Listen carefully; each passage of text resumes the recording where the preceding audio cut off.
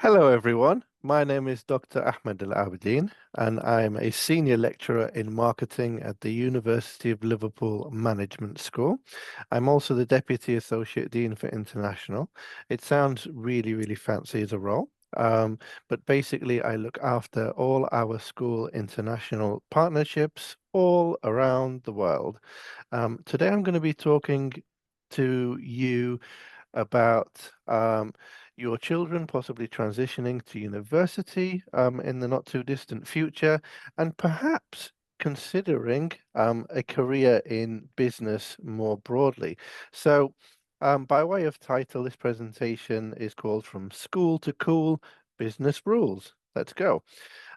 So if we look at our University of Liverpool Management School graduates, we have lots of graduates that go into a whole variety of different roles. We have about 6 or 7 undergraduate programs from accounting and finance to business management, marketing, international business, economics, and several others. And our graduates really have the chance to embark on a whole range of sectors. We can see from this infographic here that investment banking tends to be very popular, particularly amongst our accounting and finance graduates, and not least because it pays very well.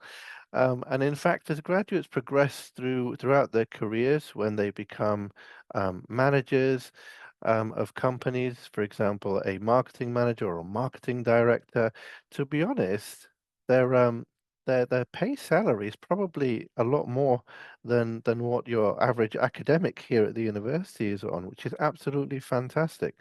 Um, so a whole range of careers to consider. And here at the bottom, we can see that there are some indicative places.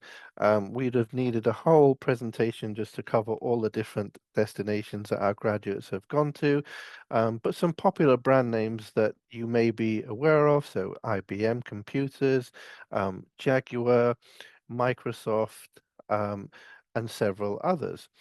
And we equip our graduates with the skills that are necessary to exceed in the business world. We have amazing links with employers, both the blue chips, the big, large multinational companies, in other words, and also smaller businesses that we know as SMEs. Um, and throughout students' journey here at the university, it's often really daunting, okay, sending your child to university for the first time.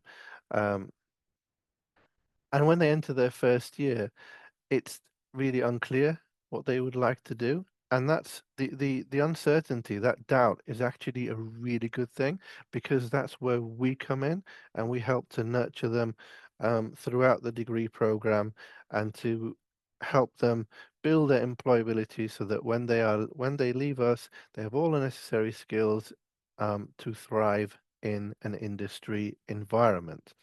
Now, as a dad myself to a newborn son, I probably got this to look forward to in about 17, 18 years time from now.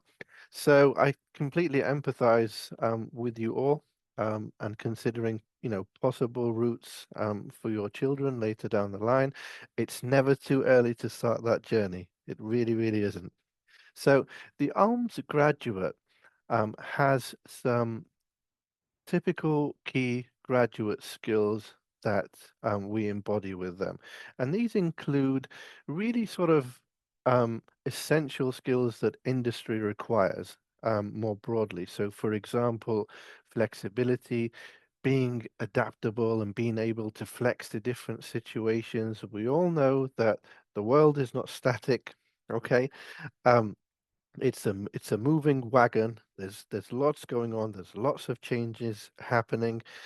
You will know in your own country lots of different things that are happening um, in the business environment, in the living environment, in the weather environment. There's lots going on. So these cutting edge issues are really important to our graduates because it's an evolving place, and so they're they need to be able to problem solve effectively. They need to be able to develop commercial awareness and the importance of networking with different organizations, um, strong teamwork, being able to deliver results, developing communication, and really, really crucially, giving, the increasing global village, as I call it, um, developing a cultural awareness, a strong cultural awareness in a global market, right? We live in a pretty much borderless world. Nowadays, I'm fortunate because I'm able to speak, 5 languages, and languages are really weapons. They are really fantastic tools to be had and have served me very well over the years, negotiating with different business clients around the world. And so, as well as this, um, I think another important key skill is developing a strong sense of corporate responsibility. And we'll come on to this a bit later on in the presentation. So, some key skills really here for the future, right? So, number one, you will have all seen as parents the use of technology. Okay. Now, I would probably go as far to say that when your child was born, they probably had a smartphone or a camera device held in front of their face, right? I know that mine did, and I know that all the children that are born nowadays, most of them have that as well, because that's the world that we live in now. We are living in a smartphone generation.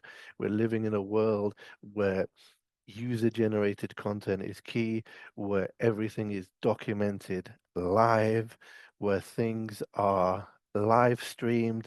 And alongside this, we're now seeing the increasing evolvement of artificial intelligence, AI. Okay.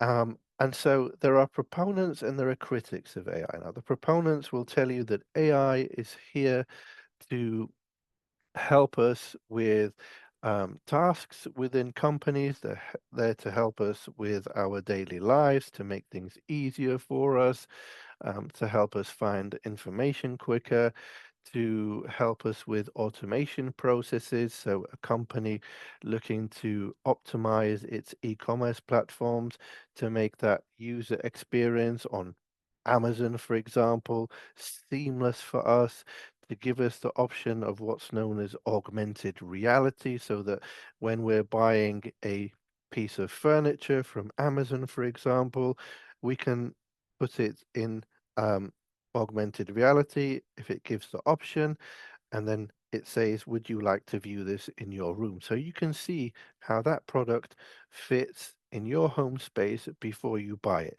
All of this are examples of how AI is powering and steering the future. The critics will say, oh, AI is here to take over the humans, it's here to take our jobs.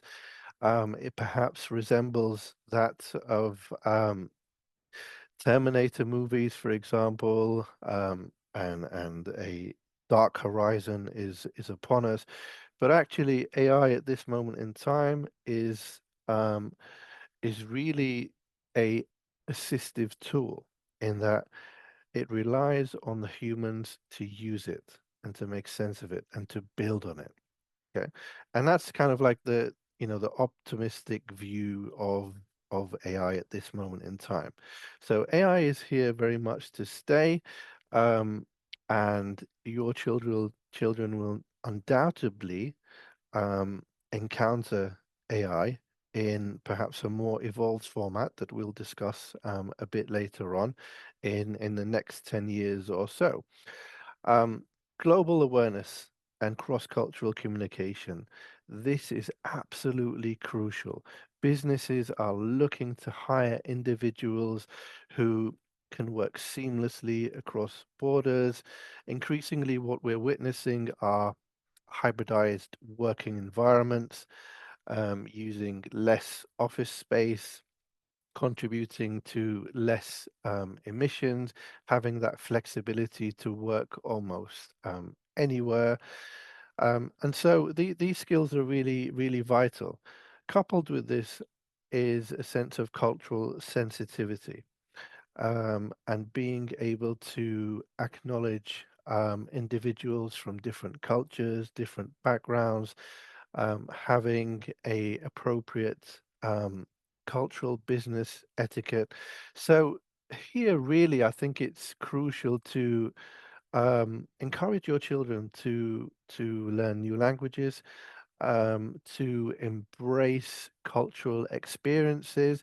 And this could be, even as simple as traveling to another destination. It could be, depending on the area, in which you live, it could be in liaising with individuals from different backgrounds and cultures.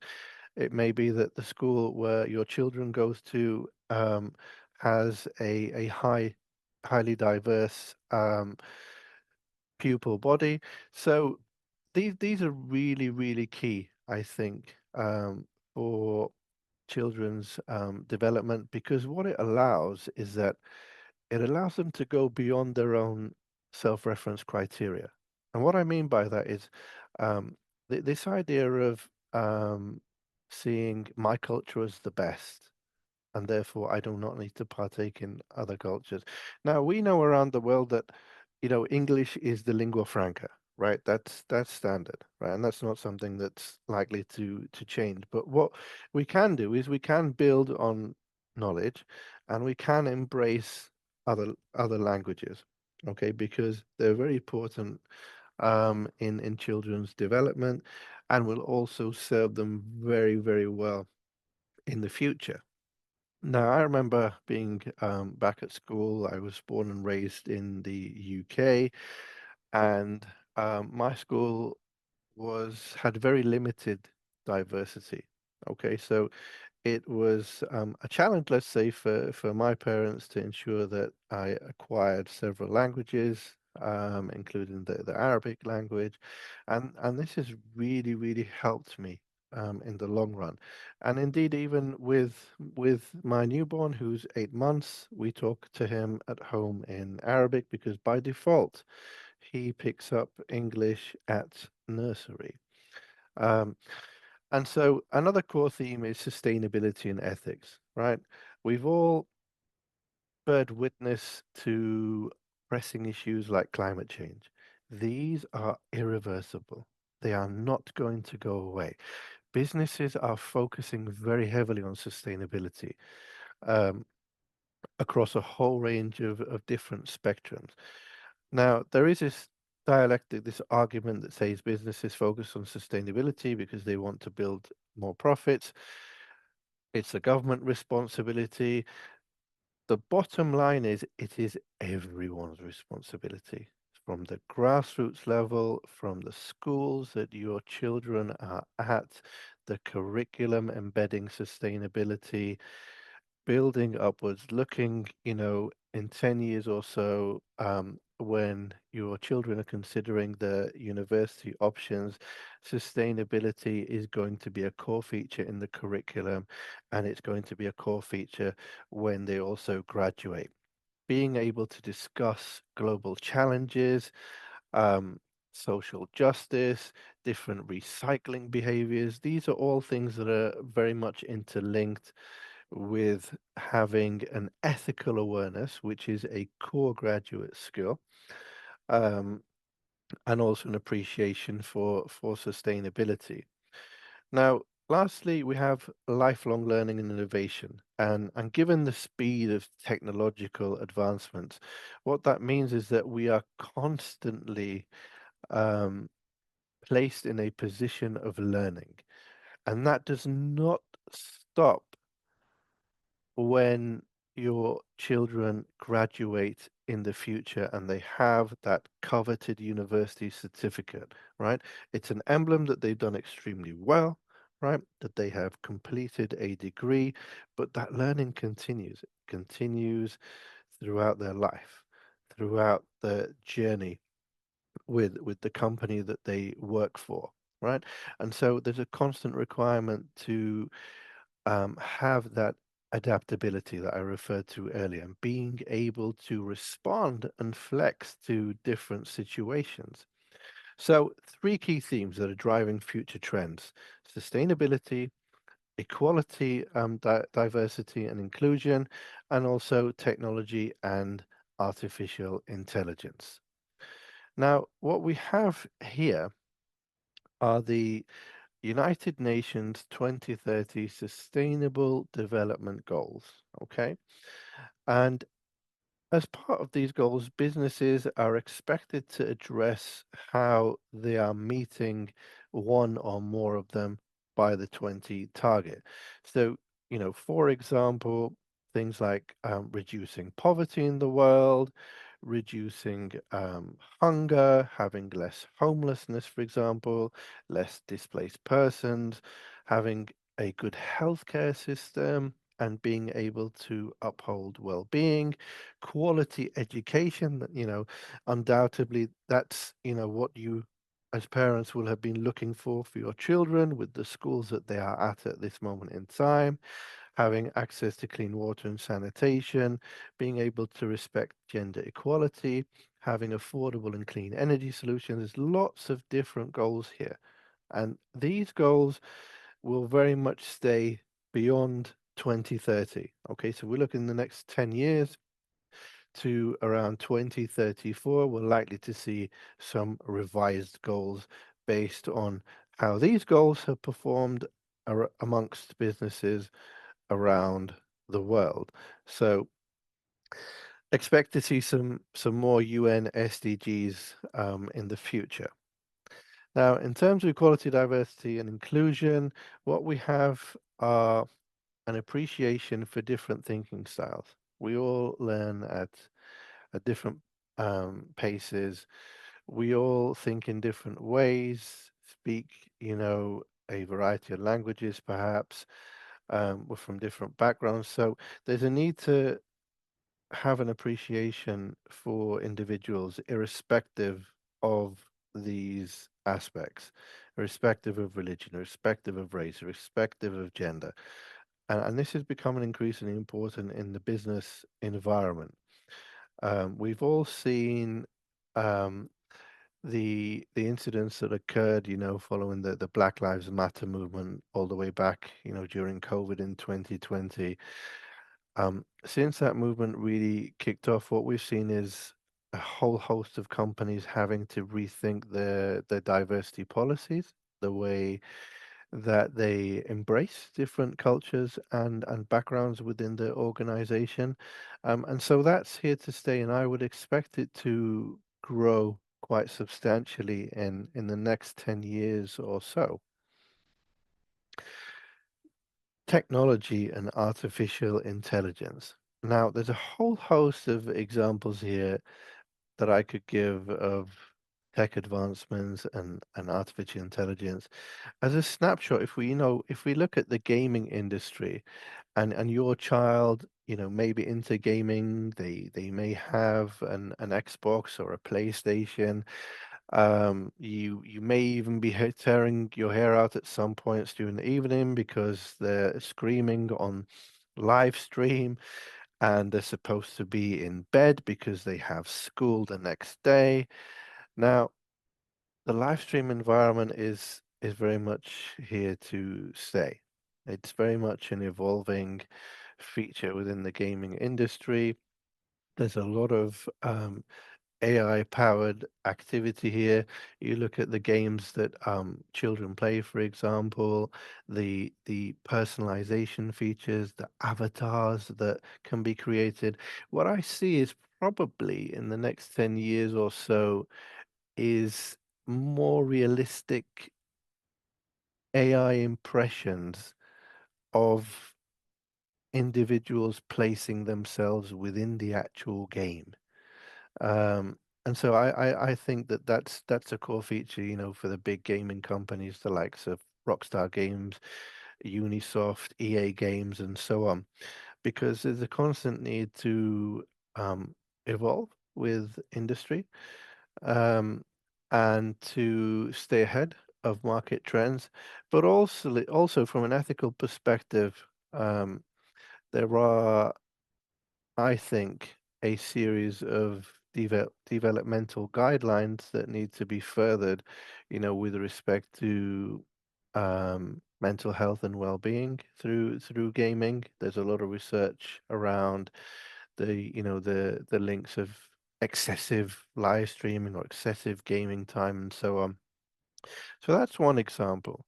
Now the other is, digitized medical records. Now nowadays, and depending on the country in which you live, you will know the extent to which your medical records are digitized. For example, here in the United Kingdom, we have the NHS, we have the NHS app, and to a certain degree, the records are digitized, but not wholly, I might add.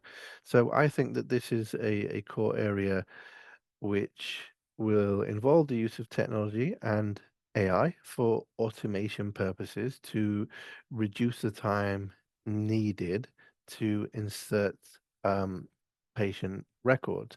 Now, of course, from an ethical perspective, this comes back to things like surveillance, right? Patient privacy. So there's a whole range of guidelines that I think will be furthered around the use of AI within the next 10 years and the way in which AI is actually governed on a global scale. I can envisage it becoming a part of international law in the next 10 years or so.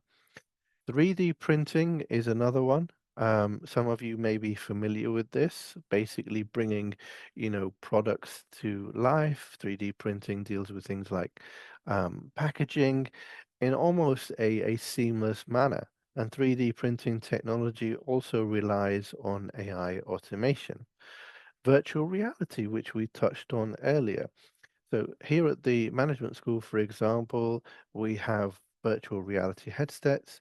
On one course, for example, students get to take a entrepreneurial stance and they get to transport themselves to a Ghanaian village and to assist local female entrepreneurs there with things like community building activities, with things like building schools, services.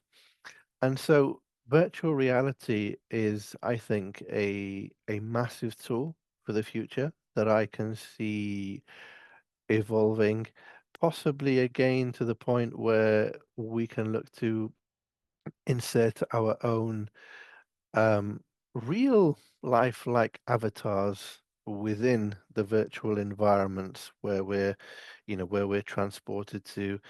Virtual reality is used by lots of tourism companies nowadays to, view a destination before you actually get there and to see, what it is like. Um, and then as a final example really is vertical farming, and this really links in with sustainability, one of the core themes that I mentioned.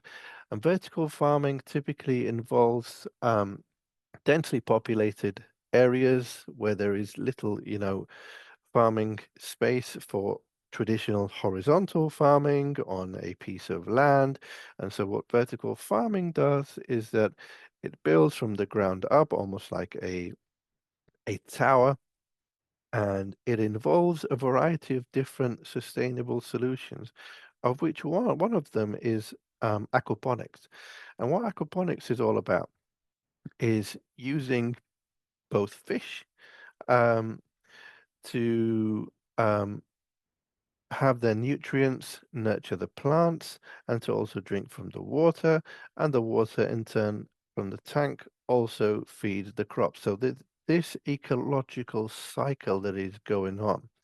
And now, as if we look around the world, we can see that vertical farming has progressed massively. It's very prominent in countries like South Africa, the United Kingdom. There are lots of vertical farms, even in really cold climates. So, in Norway, for example, they have a variety of vertical farms where they don't use traditional electricity. They use solar powered energy. So again, this is contributing to sustainable solutions that are good for the environment. So my advice here really for your children is to engage their curiosity. Okay. They will be at an age where they are eager to explore, they are eager to learn.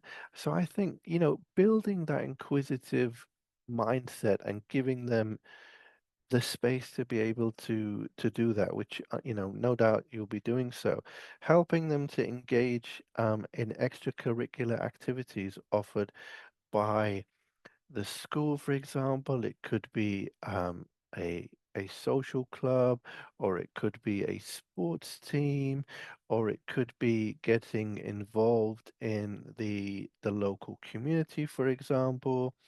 Um, Helping, with some simple volunteering work, um, having them exposed to different cultures, and staying in the know-how, I think. Even at such a young age, being in the know-how about global issues, right? So that, in the school environment or in the home environment or both, when children ask, um, what causes these horrific hurricanes that are happening in the United States at the moment? You know, that you're able, I guess, as parents to guide them in the direction and have a little discussion, around what causes hurricanes, what causes tornadoes, and why it's important um, for us to, I think, remain on top of sustainability. And no doubt in your home lives, you may be encouraging your children to recycle, and as part of that conversation, say that the recycling helps reduce waste and therefore helps reduce these nasty emissions that are hurting the environment and causing the earth to heat up, which is contributing to these hurricanes and these natural disasters. So that's one example of why it's really important for them to stay abreast of global issues. Alongside this, your children are born digital natives. They're of the generation Alpha, and so this digital literacy is absolutely crucial. And as much as, it's sometimes a love-hate relationship with technology, and you will know as parents how much screen time you allow your children to have. And there's absolutely no judgment, whatsoever here. But based on that balance, um, you will know how to build on their digital literacy, how to, safeguard them from harmful content, and to also have that discussion, right, around um, the importance of, playing outside, um, visiting friends, um, reducing that time or giving, set times for using, technology, a certain period of the day, for example, because it's important and the technology is not going away. It's only going to evolve further. So one idea here is to promote critical thinking, their creativity. And they can do this by engaging in, challenging tasks, for example, like puzzles. They can engage in debates. They may have, heard about a global issue at school. You may have permitted your children to use a social media platform or not. So based on these, there are different activities that they can, partake in that will allow them to encourage their thinking. It could be, that you um, have a play session. Lego might be involved. Um, there are various opportunities, and there are also risks in life. So I think developing really um, that mindset where it's okay to try your best. It's not always that, this expectation that you need to succeed, because this is what happens in the real world in business. There are wins and there are losses. Okay. And it's like, if, for example, if you play Monopoly with your children, right? Um, and I remember growing up as a proud uncle, several nieces and nephews at the time, where, some of them would get particularly agitated because they lost Monopoly. I say it's absolutely fine to lose a game of Monopoly, okay? So it's really developing this awareness of that it's okay to trial and error. And in line with this is I would suggest is to support entrepreneurship, right? And that basically means encouraging initiative, creativity, um, this whole idea that risk taking is vital. And this might be, I guess, delivered through things like school projects. It might be that the school has asked for a project around recycling. It may be that it's around climate change and that your children expected to devise a tangible project which involves recyclable materials or to showcase what a recyclable neighborhood looks like, for example, using recycled materials, of course. It could be through community initiatives in your local area, through various not-for-profits or charities. It could be via, things like hamper deliveries to support those in need. So, there are lots of opportunities, and I'm just giving very simple examples off the top of my mind here, but there are various ways in which your children can be encouraged to expand their entrepreneurial mindset. So it's never too early, I think, to further that because this will help serve them well later on. If we're looking in the next 10 years or so, lots of our students, for example, those who have decided to go into industry because they've wanted to set up their own business. And a lot of these businesses are now very much established and very successful. So you never know where opportunities might take you later down the line. Um, so some more advice really is, I think, one crucial skill that businesses require is numeracy, and there is no getting away from this. Um, so financial literacy, and being able to, I guess, raise an awareness amongst your children early. So even with simple things like saving, you know, so encouraging your children to save, coins where possible. If you've digitized savings, encouraging that as well, that's absolutely fine. But giving them, a sense of appreciation to budget, or perhaps to say as a kind of behavioral mechanism and reward to invest, right? So if they can part in an activity or an activity that you've asked them to help with in the home. So it might be assisting with cooking, for example, and acting as a sous chef and supporting you. And it can be that as part of that, they're then rewarded with, some coins, or if it's digital, it's in an online bank somewhere that builds up over time. And then to see them witness how their contributions grow because all of this helps with financial literacy and helping them to develop an appreciation for money and for saving, for budgeting. Um, and one other aspect that you might encourage your children to do in line with, fostering greater creativity and innovation is encouraging them, for example, to use their favorite toys, okay? And to say, let's take the example of Lego, right? So it might be that they create a Lego city, and then you might then ask probing questions as to, what's missing from this city? Have they got all the key services? Do they have a hospital? Do they have a fire station? Do they have a bank, for example? Um, and to get them thinking, what are the key things that are needed?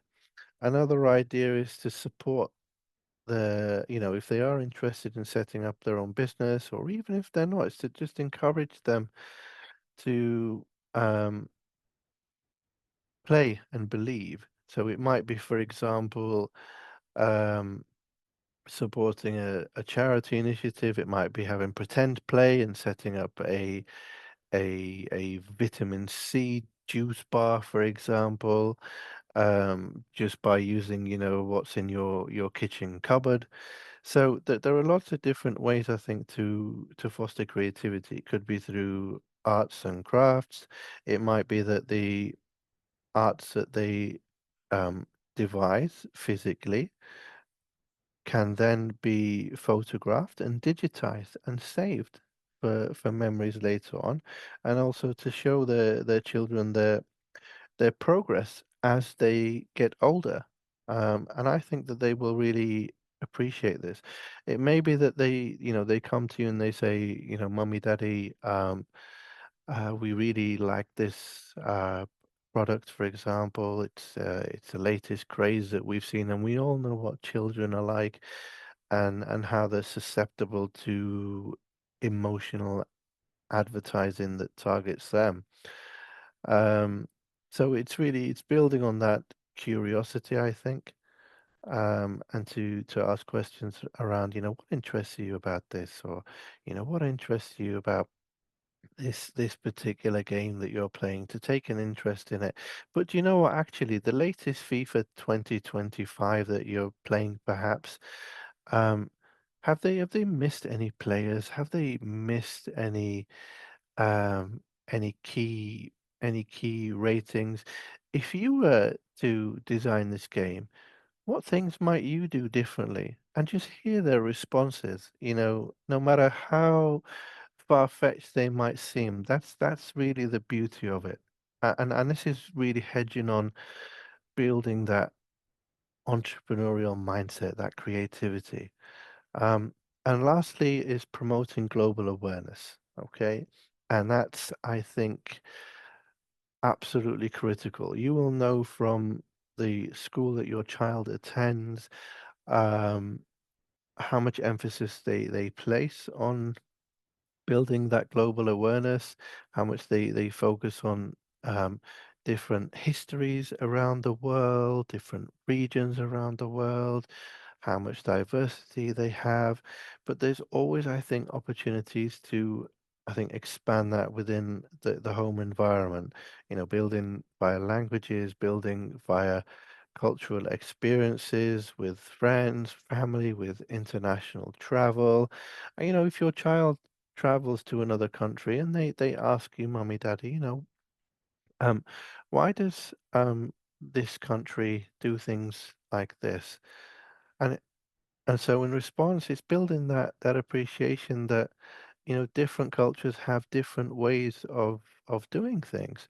Um, Different cultures may have different festivals that they celebrate, different religious festivities. So I think that's the beauty of it, is building that equality, diversity, inclusion, that whole EDI energy throughout your children as they progress um, with growing up. So some final food for thought really from me is to think long term, but to stay flexible. Now, here is, I think, really a really telling statement, and that jobs the children will do probably 10 years from now, they may not even exist yet, right? And that's because of the ever evolving nature of AI, tech advancements, um, sustainability advancements. And so I think it's important to encourage them to remain flexible, open-minded, um, have them have them work on foundational skills, their critical thinking, their communication, um, their sense of sharing with one another, building trust, staying, current with technology, within the parameters of reason, of course, and also, the latest global issues. Um, they may even be watching, the latest Disney movie, for example, and, if there's a particular sad scene in the movie, they may ask, why is it so sad? So I think that importance of storytelling, that magic is really crucial for building that critical thinking amongst children. Resilience in a changing world. So businesses are having to evolve. They're having to build their resilience in the face of changes within the market, in the face of external forces beyond their control. Natural disasters is one very simple example. So I think preparing your children to face these challenges with resilience, with a positive mindset, I think will help them succeed regardless of, the things that come their way. And lastly, remember the key themes: sustainability, EDI, and also AI. These are all here to stay, right? Your children are the stars of the future. If anything, as one of my favorite actors, Denzel Washington, said, is keep falling forward because sooner or later you have to get up, right? So that rounds up our talk today. If you'd like to get in touch, you are more than welcome. There's also a QR code here, fittingly, talking about technology. So you're more than welcome to get in touch with us at any time. And I sincerely hope that you have enjoyed this webinar. Thank you, everyone. Dear Ahmed, many, many thanks for your very insightful session.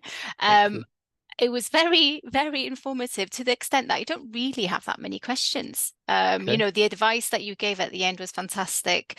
And I just really wanted to highlight a couple of things from an ISP perspective as well. And it's so um, on point, I think, to know that we're aligned, I think, with some of these developments.